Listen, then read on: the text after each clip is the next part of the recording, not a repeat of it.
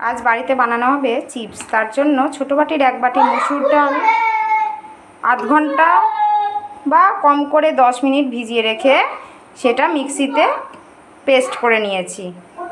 এবার এই পেস্টটার সঙ্গে 1 চা চামচ আদা বাটা, 1 চা চামচ কালো জিরে, পরিমাণ মতো নুন, কাশ্মীরি লঙ্কা রঙের জন্য, সেটা অপশনাল, আর সাথে গুঁড়ো লঙ্কাও মেশাতে পারো, সেটা ঝালের জন্য। সাথে মিশিয়েছি 3 চামচ চালের গুঁড়ো, 1 চামচ গোলমরিচ গুঁড়ো আর 1 চা চামচ খাওয়ার সোডা।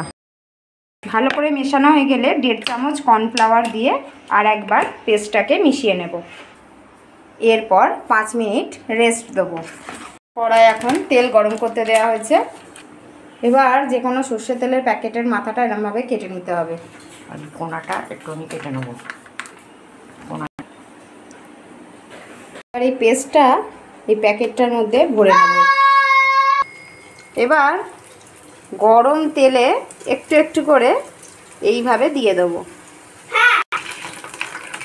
এরপর নাড়াচাড়া করব হাই ফ্লেমে। দারুণ হয়েছে। কুরকুরে স্টাইলের চিপস একদম রেডি পরিবেশনের জন্য। কেমন হয়েছে? দারুণ।